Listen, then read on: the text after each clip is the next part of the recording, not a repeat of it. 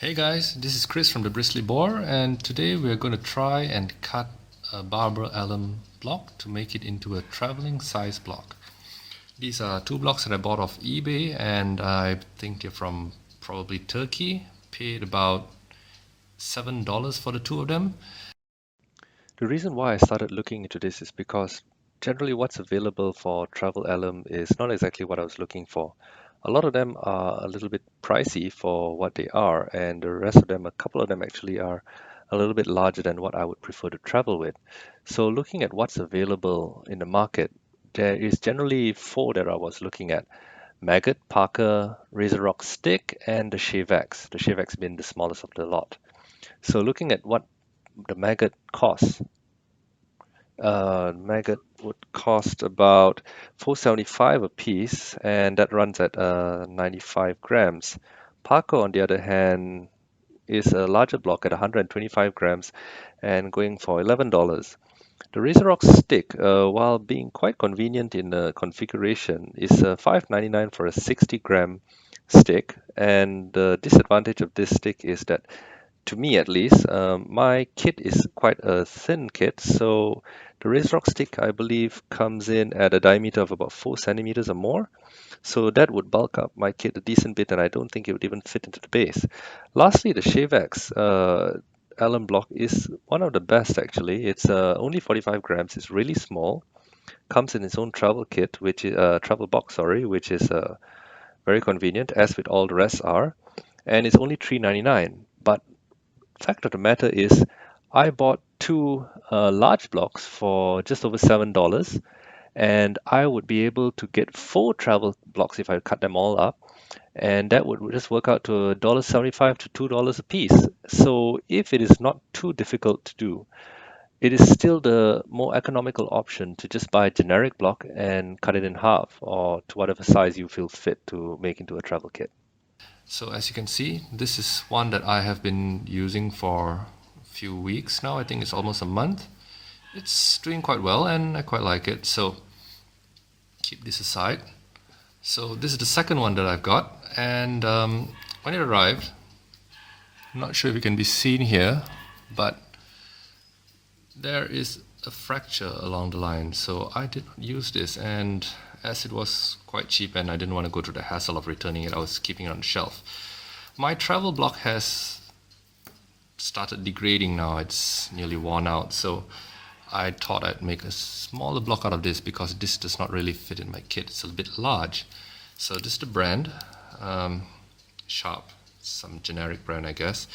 And at the back here I've marked out the size that I would like to cut it to. Basically I'm going to be removing the section which has the crack in the block. So before we start, I'm going to be scribing this through the line with my trusty test pen, just so that once I remove the plastic I still know where I'm going to be cutting it.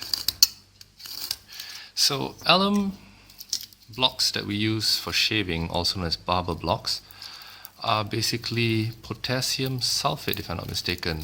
The deodorant sticks that we use that we can get off the shop is aluminum sulfate. No? Ammonium sulfate.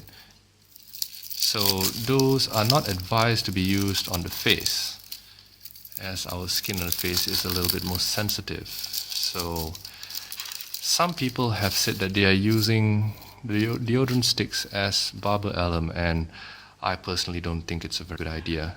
So this now is the block. Once the wrapping has been removed, it is powdered up a little bit. The side that got probably bumped during shipping can be seen here. So as I said, Barber alum is potassium sulfate. It's a hydrate, and I was trying to think how I would cut this, because if you can see it's very brittle. I thought of using a hacksaw and going very slowly at it, but still it probably fracture along a weak point. Interestingly enough, wicking this alum block, we see that the boiling point of this block is 92.5 degrees C, which is basically about boiling.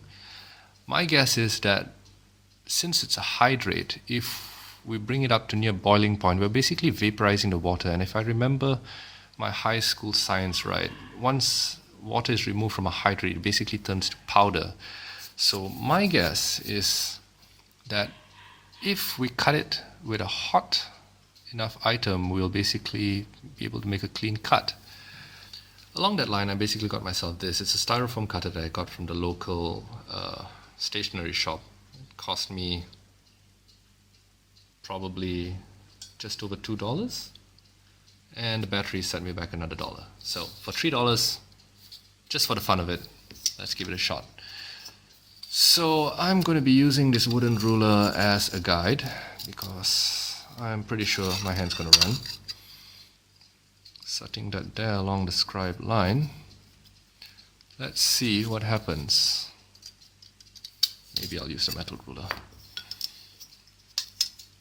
That wire gets mighty hot.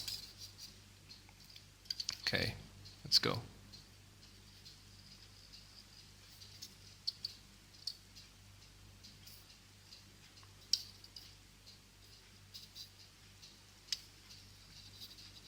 Wonder, yeah, okay, it's getting through very, very gradually.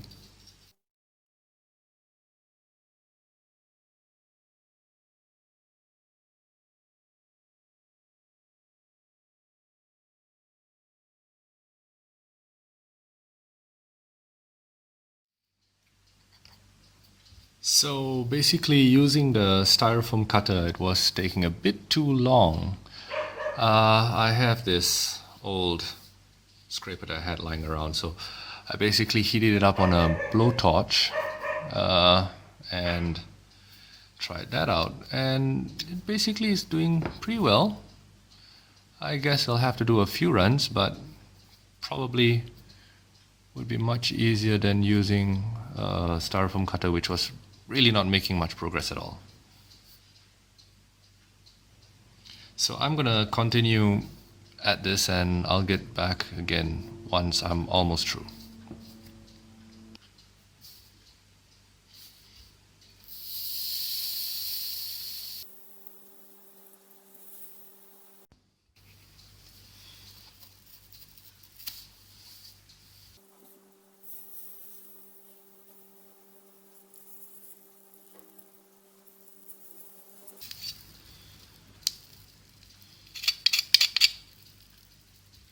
So as you can see here, I let it sit on the cloth and it actually picked up some.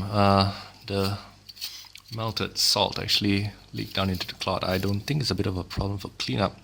It's water soluble. I'll just run it through the machine and it should clean up just fine. Well, lesson learned, don't put it down on the cloth. I'll be back.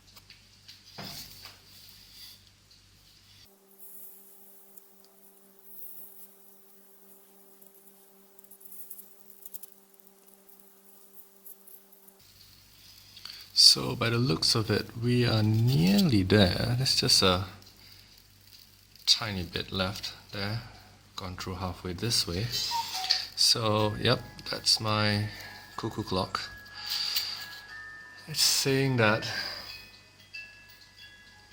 I have spent the better part of 15 minutes trying to figure out how to solve this problem, including all the mess ups and the mishaps. So go back and heat up my my scraper one last time. Hopefully that'll give us the cut through. Else it'll be one more time after that.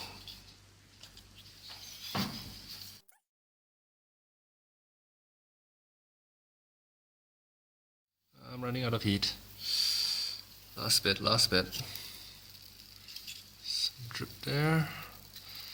Okay, there's no point forcing it. One more time.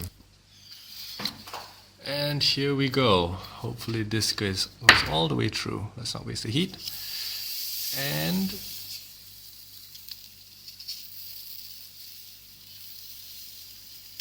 all right, there we go.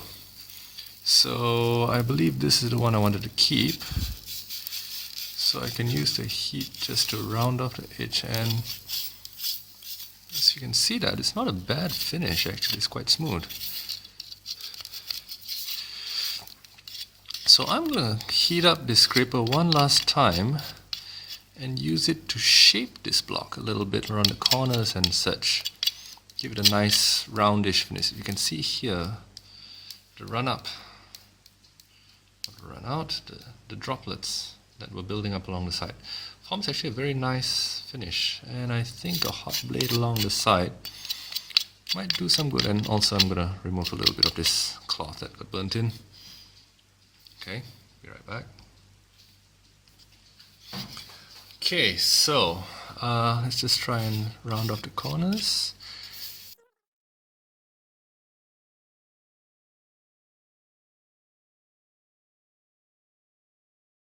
Okay, so I'm going to run it through some water and we'll see what it looks like after this, once we're done. And there you have it, guys. I just ran it through a bit of water, just washed off the edges a little bit. Not sure if you can see this, but that is the surface that was cut just now. The heat actually seals it up quite well, and we get quite a smooth finish. It's actually very much similar to the side that was cut commercially that came with the block. So I suspect that the manufacturer is actually using heat as well. It's a very similar finish, as you can see. So that's that, and that's the size compared to the initial block. Looks like I burnt off a decent bit, about less than a quarter. Well, so that's my travel block, and it looks like it'll last me quite a while. So if you want to heat it up, and